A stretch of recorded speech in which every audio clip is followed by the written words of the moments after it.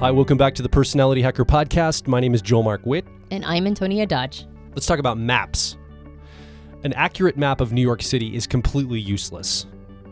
I'll just make that statement, that I think an accurate map of New York City is useless, and here's why. An accurate map of New York City would have to be the exact same size as New York City to be accurate. It couldn't be shrunken down. It'd have to be the same size as the place that it's mapping. An accurate map would have to take every aspect of New York City into account. It would have to take every blade of grass, every rat, every fire hydrant, every restaurant, kitchen, every apartment, like every little bit of the city into account to be accurate. If it's completely accurate, if it's a complete map. If it's a complete accurate map. Right. And at the point of it being accurate, it would just be reality. It would just be the thing that it's trying to represent. Because it's so accurate, it might as well be the thing. Yeah. So it's useless. The only reason a map is useful for New York City is if it doesn't represent New York accurately. In fact, what it leaves off the map makes it valuable to us. And we have different maps for different purposes, right? We have navigational maps, we have topographical maps, we've got water maps, land maps, aerial maps, like all sorts of maps that designate things, landmark maps, tourist maps, like recreational maps. Yeah, you name it, right? And they're different layers and slices of reality. But none of them are reality. And in fact, if they were like a true representation of reality, they would be either too unwieldy or useless in their functionality. Right. So that's just the premise I'm coming from. I think as humans, we confuse the maps we use with the territory we use them on.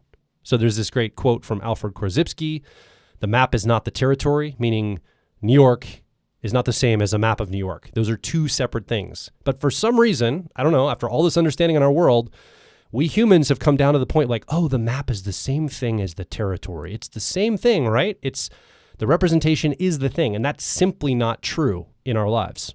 Okay, now let's talk about one of the maps of your life, personality types. This is a fantastic map. This really explains how you learn information, how you make decisions, how you interface with other people, what you'll be turned on by, what not romantically. I'm talking about what you're turned on to, like in life, like what lights you up, what gives you passion, although that might also be your partner too. But what is something that you're attuned to that you love? It can help explain all those things. What are your weaknesses? What are your strengths? Like it gives you a lot of information about how you as an individual are wired. And I see people in personality types conflating the map, personality type, onto the experience of a human. And I think in one of our 10-minute type advices recently, I think, Antonia, you gave this example of, it'd be like having a map. You're walking through a city on this tourist map, and it says this park is supposed to be here on the map, and it's not there.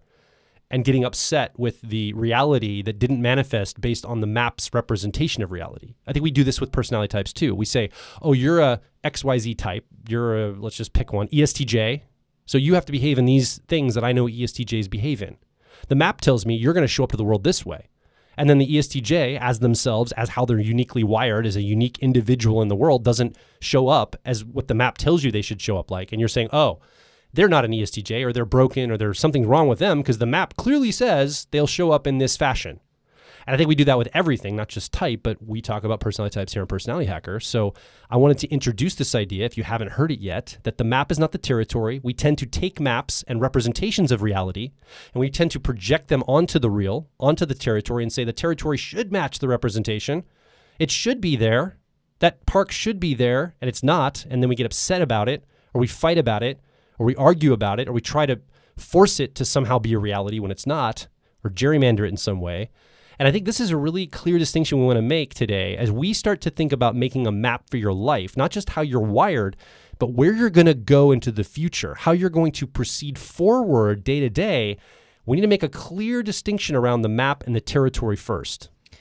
When you talked about people thinking that, certain characteristics must come with certain personality types, I think of that as the difference between a map and a template. And I think we confuse maps and templates all the time. There is a certain template for how people are supposed to live their lives according to the culture in which you've been raised.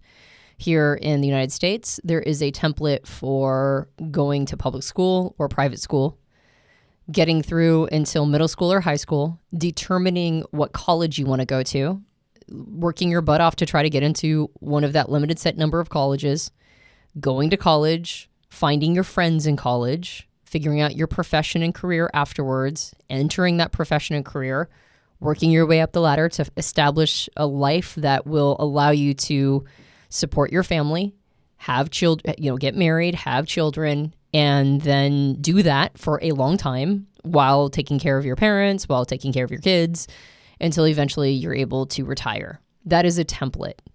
And that template gets confused for a map all the time. A lot of the things that we assume go along with type are not type related, they're personality traits. Traits are not the same thing as personality type. Type is a limited set number of ways that we can be cognitively pre-wired to focus on certain things, to pay attention to certain things, and to evaluate things in a certain way. Personality traits are the emergent of a lot of complex nodes in a system, including the way we were raised, the culture we're raised in, the family that we come from, the experiences that we've had through our lives, whether or not we've been able to be on our strengths or been forced out of our strengths for some reason, whether or not the career we chose allows us to be one-sided, or whether or not it has required us to develop outside of our comfort zone, the amount of opportunities we've had to stretch and grow, and our age and the time period of our lives, where we're at in our development. All these things are part of traits, right? Traits are the emergent of all of that. It's basically your unique characteristics. And when a person believes that personality type must follow these traits, right? That's not a map. That is a template. That's different. So I also think a good distinction to make is the difference between maps and templates. And what we want to talk about in this podcast is creating a good map. So what is the difference between a map and a template? Well, a template is a preordained set of markers that you believe must happen. You don't question it. It's a model, right? It's like one way that something can be. But when we over-attach to templates, we think that they are reality. We have a tendency to, just like you mentioned, Joel, mistake the map for the territory.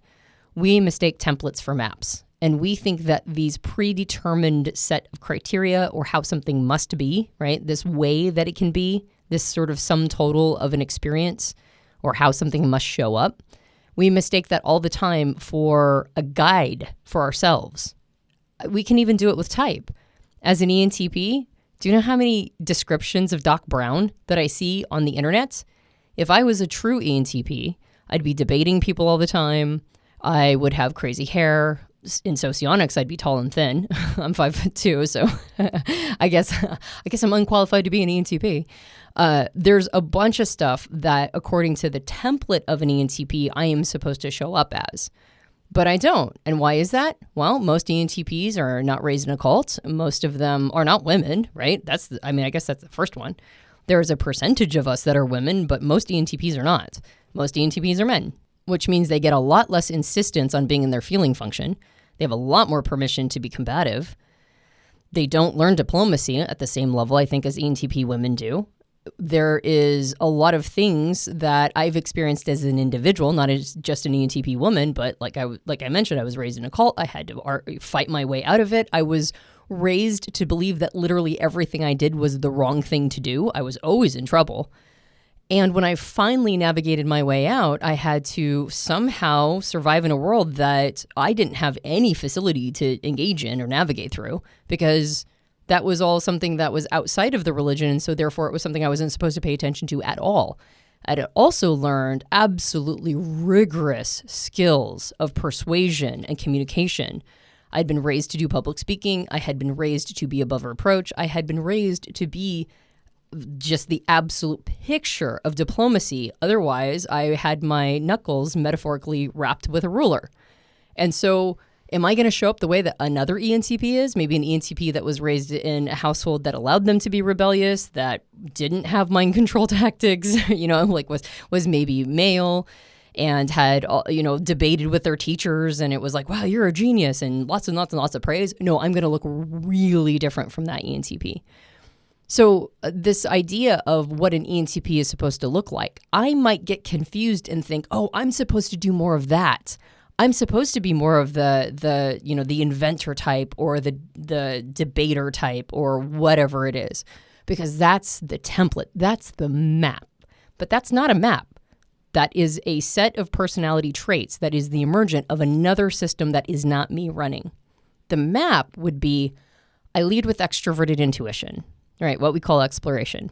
That means I'm pre-wired to focus on opportunities, to focus on patterns, to see disparate things as being connected, to light up during brainstorming sessions, to be seeking brainstorming sessions as much as humanly possible, to constantly be bantering, to constantly be looking for more ways to connect these things in this big interconnected global pattern of every single piece of information that somehow has a relationship to each other, and then every possible opportunity to disrupt whatever is. Okay, that's my channel.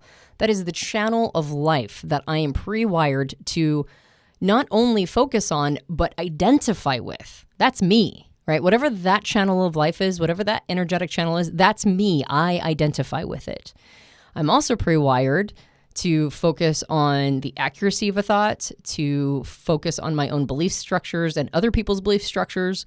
I am pre-wired to see my thoughts as being inherently corrupt and to try to root corruption out. I'm pre-wired to express what I think is the truth and to make sure that my truth is represented. I am pre-wired to value a well thought out idea and to see things in terms of logic. I'm pre-wired for that. That's an energy channel that I just tap into. And when I tap into that energy channel, I feel really good about that. That is very different than a set of personality traits. Like, that's not the same as being Doc Brown. That's not the same as being the obnoxious guy that can't stop arguing about every little pedantic thing, right? That's not the internet troll or whatever else is the template. It's just an understanding of these channels of life, these things that life provides for us, opportunities and belief structures. Whenever those two things intermingle, I'm there, man. I am so focused on those things and I am fascinated. I'm also pre-wired to have a bit of fascination with social dynamics and interactions between humans and how people get their needs met and that sort of flow of energy between two people when they're talking that lives underneath the content of what they're saying. I'm totally focused on culture and the things that mean something to people who connect. I'm super fascinated by those things. I'm pre-wired to. That is a channel that I am naturally interested in. And a little less obvious to me, but not less important, is the part of life that understands the importance of what has come before. The importance of history, the importance of tradition, the importance of keeping what has been, the importance of, processes, procedures, and the things that have always worked, right? I'm not as aware of my connection to that, but that connection is definitely there. And I'm always looking for things that are disrupting what has come before, because I feel on some level that I'm not just the disruptor, I'm also the steward of making sure that these disruptions are not willy-nilly, that we don't disrupt something that is important to preserve from the past. And so those are also things that I'm focused in on. So the difference between a template and a map is that the template will tell me I'm supposed to show up in a certain way, but the map will be a guidepost of the things that I'm intrinsically fascinated with. Not just intrinsically fascinated with, but I feel a sense of responsibility to those things. I feel like I'm a steward of those things. I can feel it very strongly inside of me that I'm a representative of that. And when the world forgets those things, that I'm there to remind it of those things. And so if I want to figure out what my purpose is, if I want to figure out what the next lily pad is, if I want to figure out where I'm supposed to be going, like a true map is designed to do, is to give you waypoints, access points, waypoints, and then also direction. I look at those functions and I go, okay, these are the slices of life that I identify with, that I believe I have a responsibility to, that when I'm in the energy of these aspects of life, I light up. They make me feel whole and happy and like I'm on mission.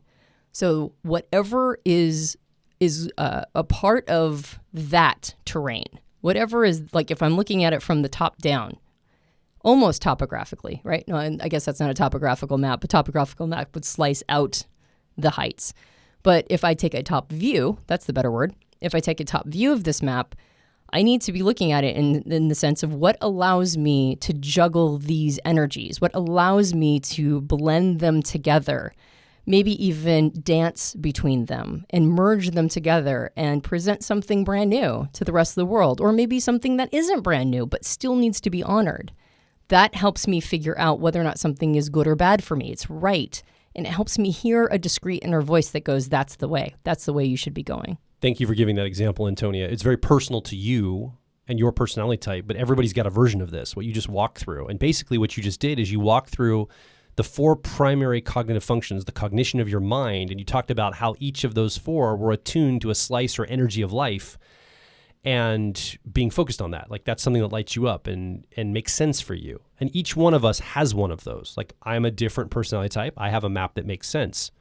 And I think we're talking about this right now in the first step of this understanding, which is that just because I have a map of New York doesn't mean I can predict the reality of the terrain I'm walking on, right? Let's say I had a street map, but one of those streets is under construction and it's not available to me to get onto. Well, the map is incorrect. I have to take reality for what it is, and we're talking about that being part of the case. But what happens if you're using the wrong map altogether? That's the other question. You mentioned a topographical map. What if I'm trying to navigate the streets in New York, but all I have is a topographical map giving the elevation rises of the hills and the streams and like all the natural features? I don't have streets on that map. And I'm still trying to navigate streets in a city when all I can tell is the natural features on this map. I think there's something to that too, that we might be operating our lives with an incorrect map. It's not just that we're misusing the right map, which also happens. We may not even have the correct map to navigate the space that we're wired to navigate in the first place. And you can almost look at it as there's different maps for different personality types. Some are going to have a metaphorical topographical map that's going to be best for them to navigate. Some are going to have a street map. Some are going to have a political map. Some are going to have a geological map. Like each of us has a map that helps us navigate the terrain in the best way that's wired for our personality.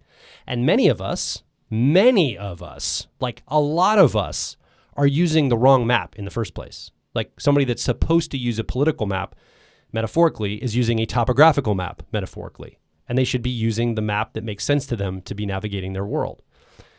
So that's the one thing. So let's go ahead and just assume, again, you've got the right map. Now you may be projecting the representation of that map onto reality and expecting reality to match it, which also isn't going to work. So there's a lot of moving parts to this, right? Are you using the right map and are you misusing the right map? Like, are you even using it at all? And are you misusing it if you are using it? When we start out our profiler training program, we talk about how people are already profiling all the time. And we've mentioned this many times in the podcast that the whole purpose of type itself is to take something that is unmanageably complicated, which is the human psyche, and pare it down into elements that have language to them to be able to understand it. So type itself is already, you can almost see it as one of those maps that you get at an amusement park. Like it's that level of map. It's an amusement park level of map. It does not at all take in a complete picture, but it gives you, and it's kind of cartoonish in some ways, right? There's a almost cartoonish element to it, but it will tell you where all the restrooms are. It'll tell you where all the rides are. It'll tell you where the customer service house or a building is. It'll tell you all the relevant things, anything you need to know, where the food is, and whatever else an amusement park map has. And so there's a utility to type that goes beyond the maps that people try to make for themselves. And the maps that people try to make for themselves are usually like they're worse. They're way worse. They do it through people's looks. They do it through socioeconomic levels. They do it through prejudices. They do it through what you're wearing. They do it. We do our best to patch together the human condition and the complicatedness of this human psyche through patterns that we have been paying attention to, not realizing that sometimes those patterns are really incomplete, really inefficient. And so then we have axioms like you can't judge a book by its cover, which is like, hey, you're going to make a map out of how people look. And you can't judge a book by its cover, meaning that that's a terrible map. That's not a good map. It might it might serve you 9 out of 10 times, but that 10th time it's going to be wildly uncalibrated.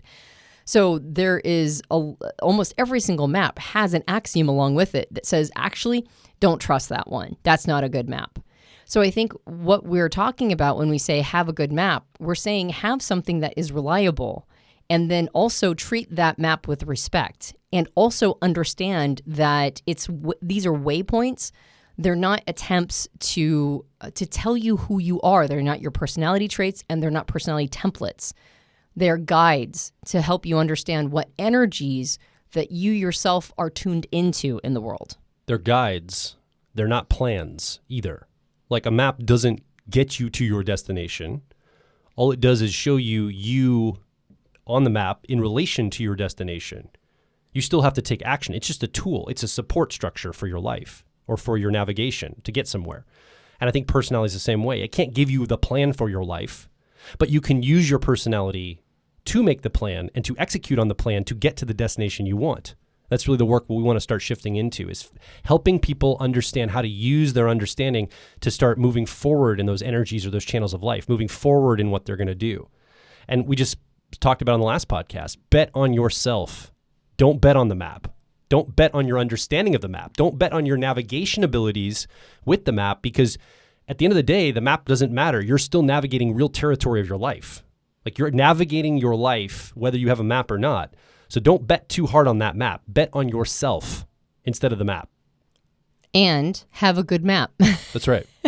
So really, if you're going to look at it in layers of reliance or layers of what you should be resting into, the nucleus of it all, the absolute center point, is yourself. You bet on yourself. And then you find good maps to help you navigate through things. And then when you have a good map and it's been reliable, then you can bet on the map, but not at the cost of betting on yourself. That's basically what I hear you saying, Joel. Yeah, and I think personally for me, this is my personal opinion, I would accept maps that people have demonstrated or shown how to get to the destination I want to get to. And they point on the map and say, this is how I did it. Borrow this map. This will help you get there. And I'm like, oh, okay, that's probably a good map then, because they've been to that place, metaphorically speaking. They've been there. They've come back. They've said, this is the map I used to get there. It was a really great map to get there.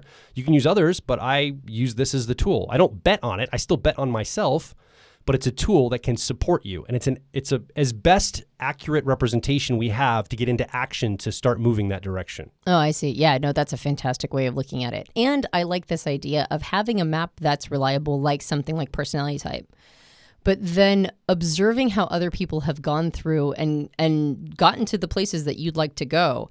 And those people might not know anything about type, but you're probably resonant with them because you probably share some type characteristics.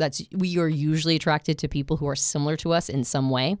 And then when they have those waypoints and those mile markers, and this is the map I used, I think that the most, or at least for me, if I was going to continue using these guides illustratively with a map, I think what I've done is I've used my personality type as sort of like the basic one, and then I'll grab other people's maps as cells, like those translucent cells that have ways of going about things. Overlay. Yeah, like an overlay. And then I put it on top of my map. And I reconcile the two things.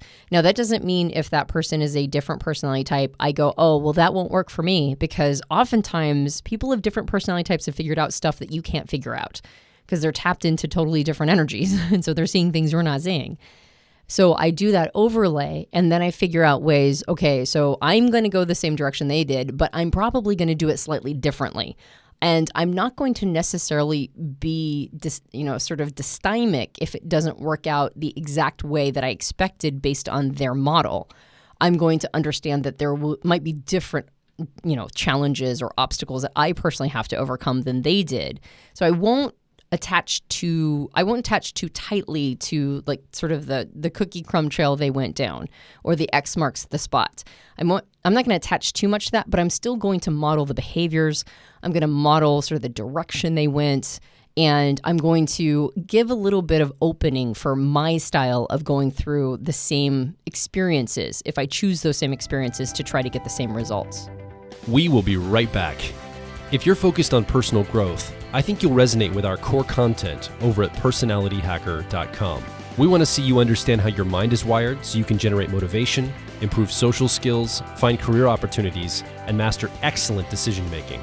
But a quick warning, we are advice and action focused in all of our articles, podcasts, and videos.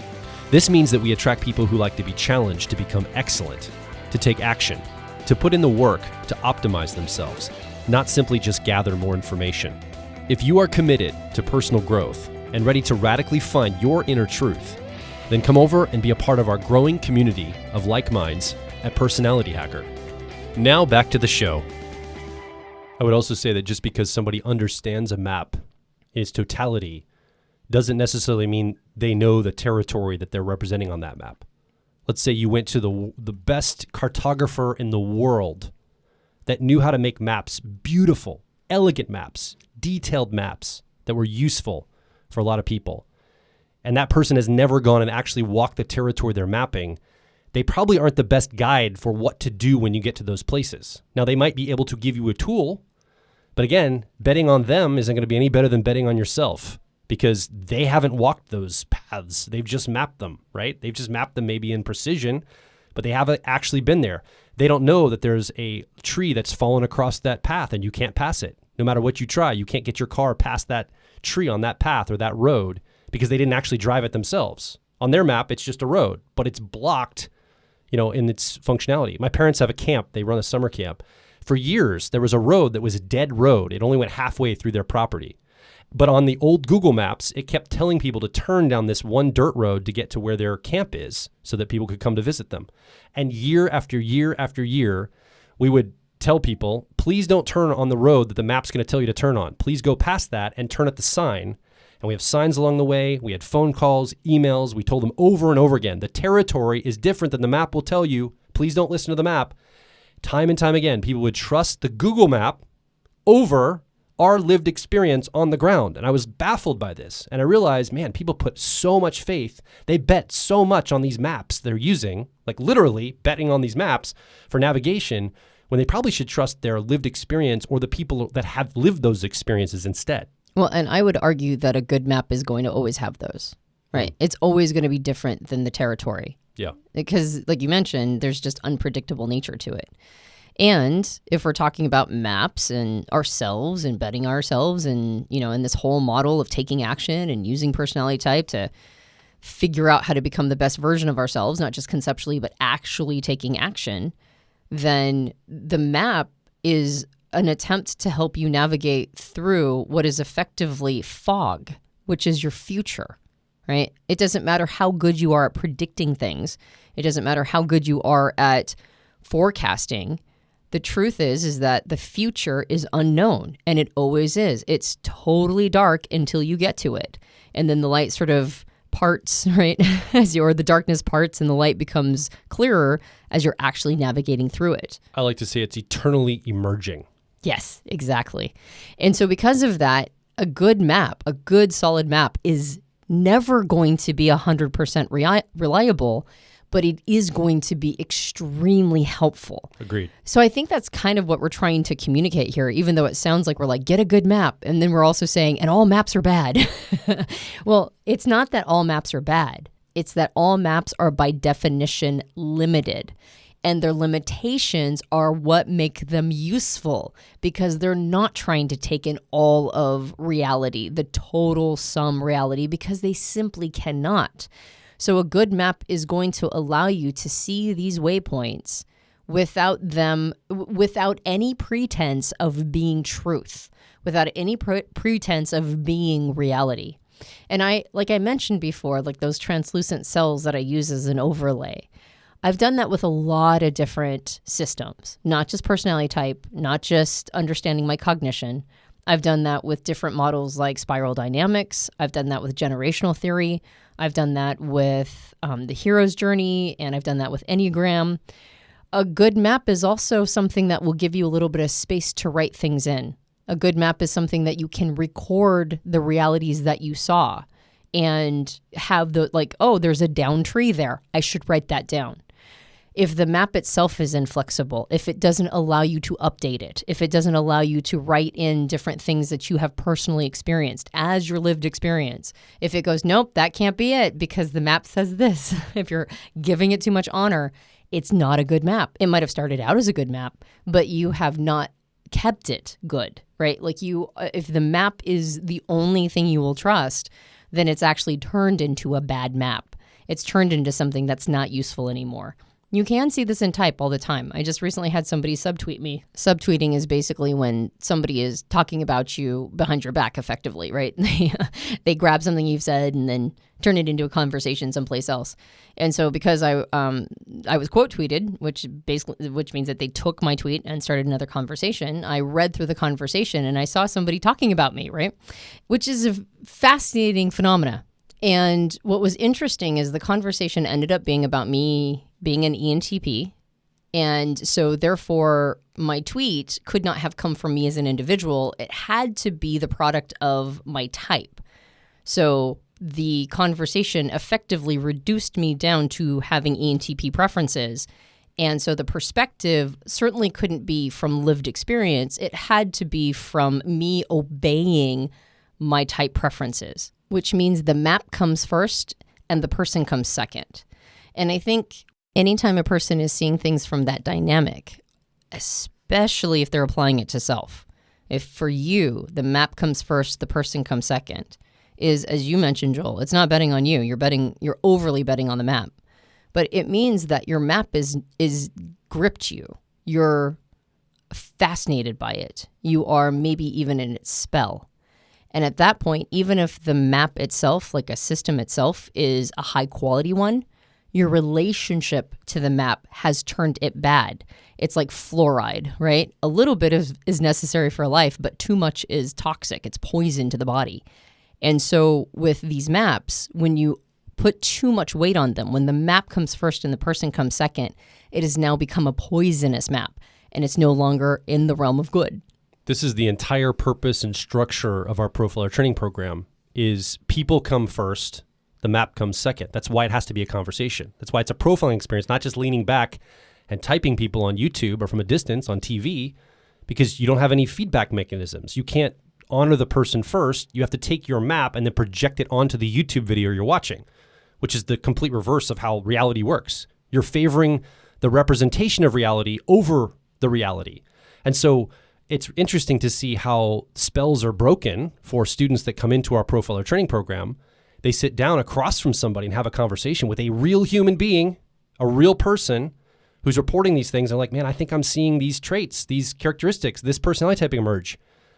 Guys, am I right? This doesn't fit the map I'm bringing into the situation. We say, stay with the person. Let those things emerge. You're going to be surprised at how much variance there is in personality. It's not that there's 16 types of 7 billion people on the planet.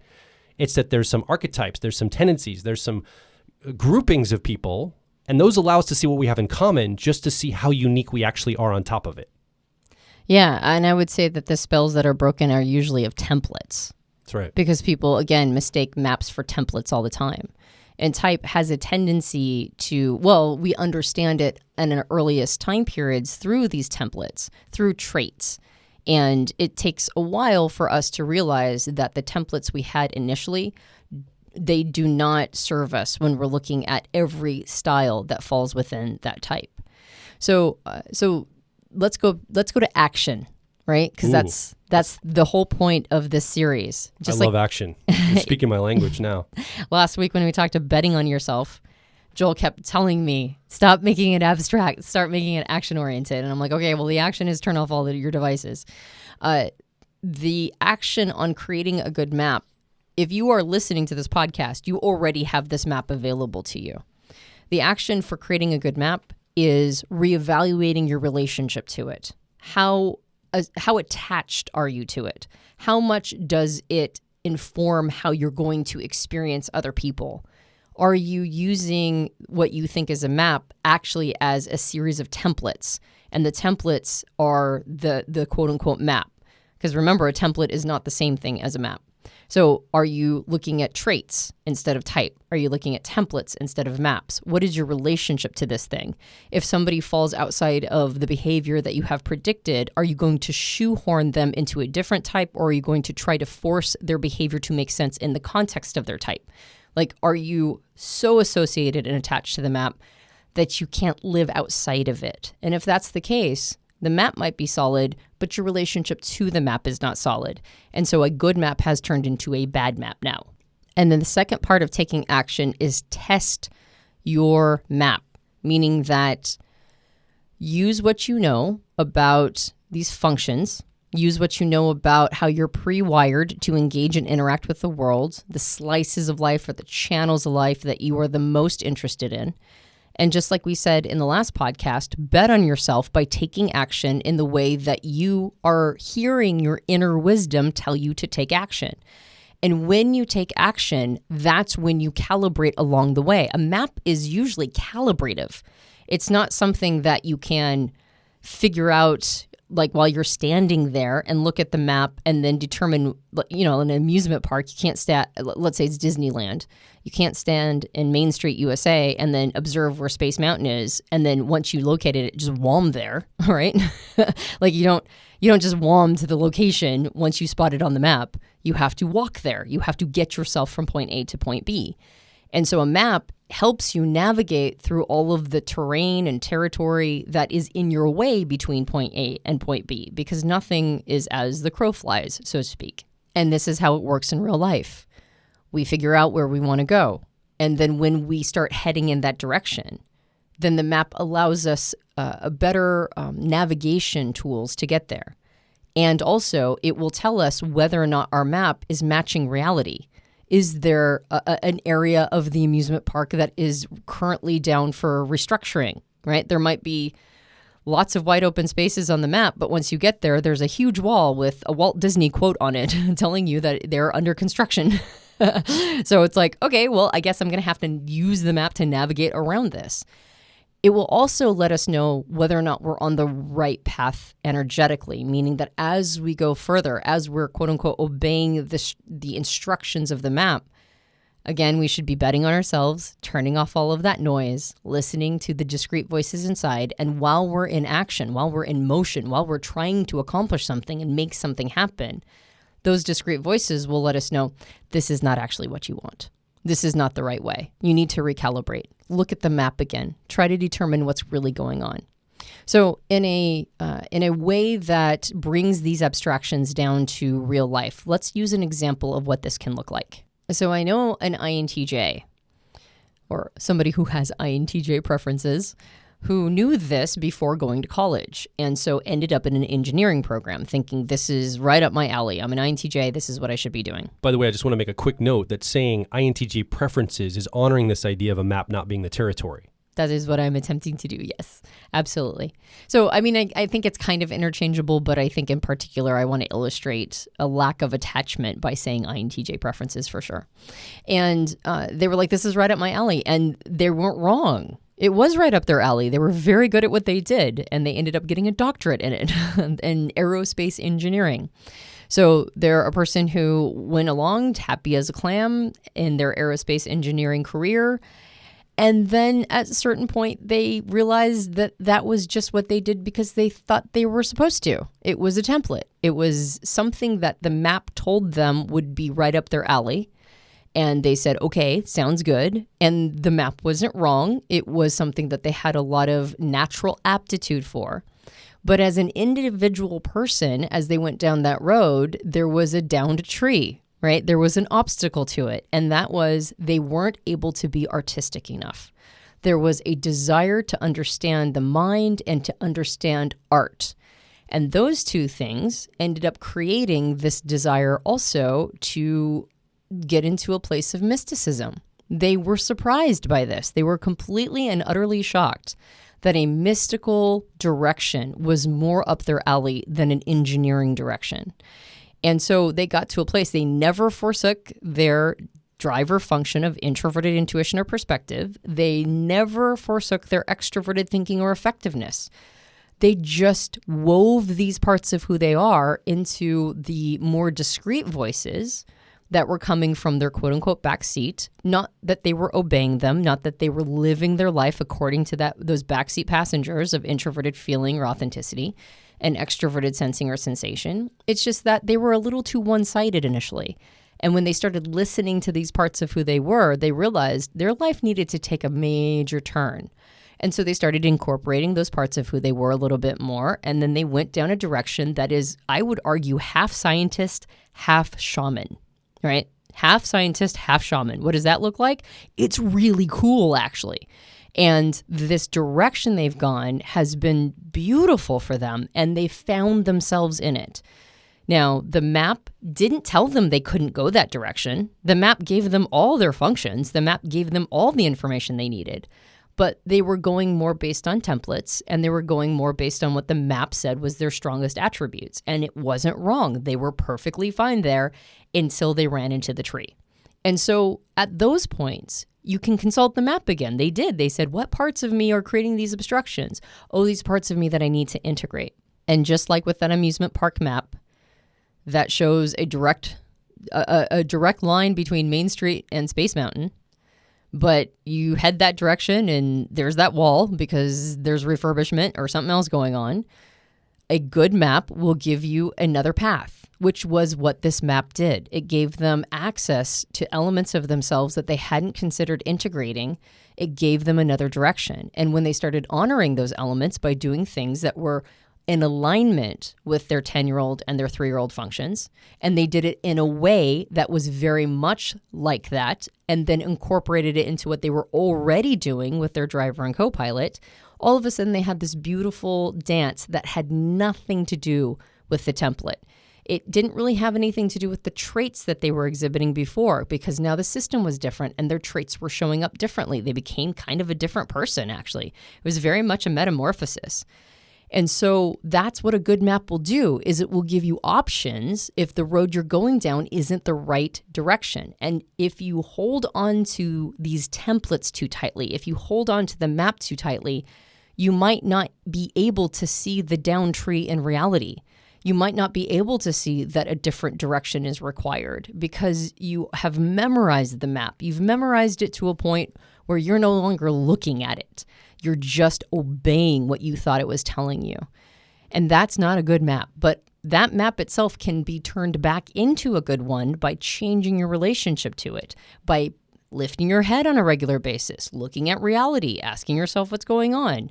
Am I actually like this? Well, I'm supposed to like this, but am I actually doing the things I want to do? And if I'm not, why? What's different? And how do I honor the complete me? And then when I'm doing that, how do I navigate in a way that allows me to explore these other aspects of who I am and be flexible and not have to do something based on the way it's always been done? So that's the map of self. And I totally agree with what you said. I think that there's so much, there's so much work to be done here in calibration, moving through life. A lot of our mentorships that we run with people, when we do like type-based mentorships, we spend a lot of time workshopping basically the maps that they're coming with. They're saying, I'm this type, I should be doing these things, right? And we're like, no, you don't necessarily have to do those things. Like there's a bunch of other worlds available to you. In fact, some of the things you're focusing on are your weaknesses. They're not even attuning to the things you're great at. If you attune to these things, this is going to just draw you along, kind of like what we talked about several episodes ago in that Australian current, like East Australian current of life, right? Whatever that is for you as an individual. And so a lot of our work is around helping people get in sync with those. And so I think those are personal maps. And I think there's then those current maps, those maps of those East Australian currents of life. I think there's 8 slices of them. You do too, Antonia. I know we both talked about this. 8 energy realities. And there's some directional mapping here too. I think there's some directional mapping of like which channel am I going to focus on? Which channel am I going to go down? Now, I think they're open-ended. I don't think they're necessarily predictive, but there are maps that can be done there as well going forward. And I think one of the things I'd like to see us start to do here at Personality Hackers, helping people connect their personal map of where they're at and their type with the energies they want to attune to in life in a movement forward. I think that's really the next phase for a lot of people. They're here in their type. They're ready to take action to move forward, but they need to know which energy channels do I move into? How do I map this way forward? Not a template, not saying go do this, but it's more go explore this. Here's an area, almost like a video game. The map hasn't been fully filled in yet. You know the area you're in right now, your you are here dot of personality, but there's a bunch of gray areas around you. So now what we're going to do is challenge you to go explore some of these areas, especially the ones that you are aptitudely focused. Is that a word to say? Aptitudely focused? Aptitudely focused. What an interesting phrase. The ones you're aptitudely focused to follow, go try them, test some things, challenge yourself in those, get real world feedback, and now start to fill in those map areas, the ones that are grayed out right now. You can start to see color there.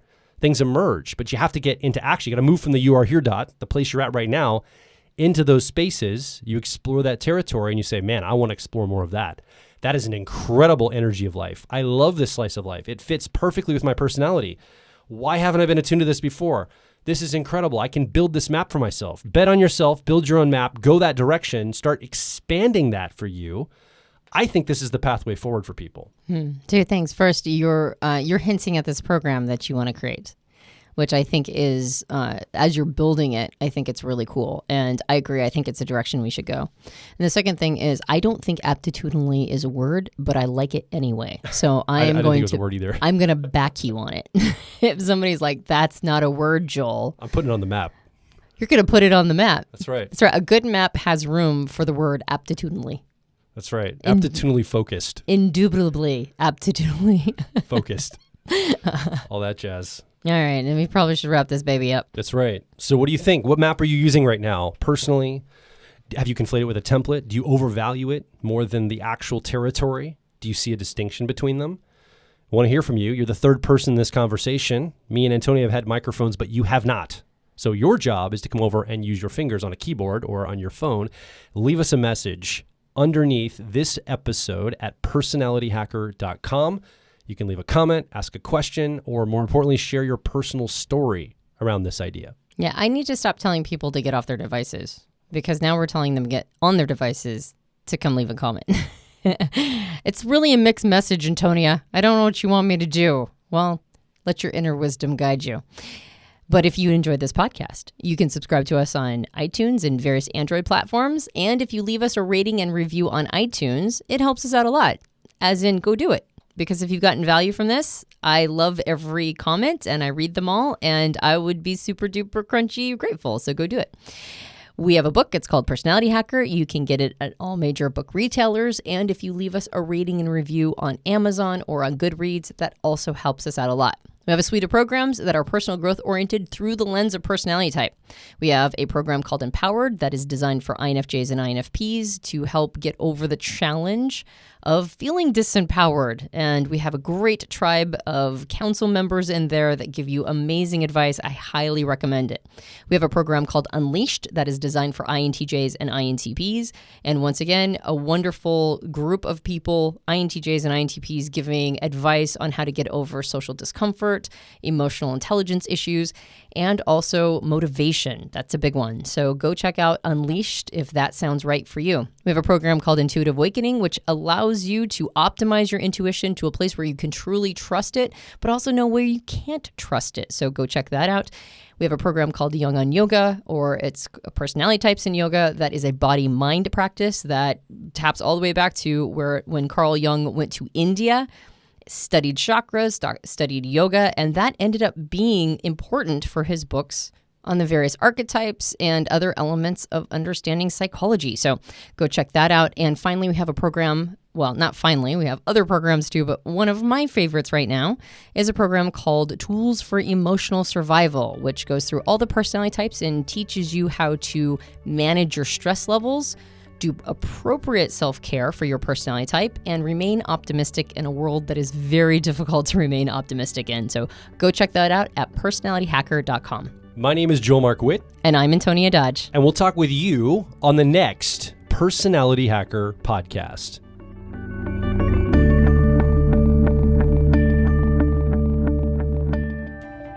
If you're focused on personal growth, I think you'll resonate with our core content over at personalityhacker.com. We want to see you understand how your mind is wired so you can generate motivation, improve social skills, find career opportunities, and master excellent decision making. But a quick warning, we are advice and action focused in all of our articles, podcasts, and videos. This means that we attract people who like to be challenged to become excellent, to take action, to put in the work to optimize themselves, not simply just gather more information. If you are committed to personal growth and ready to radically find your inner truth, then come over and be a part of our growing community of like minds at Personality Hacker.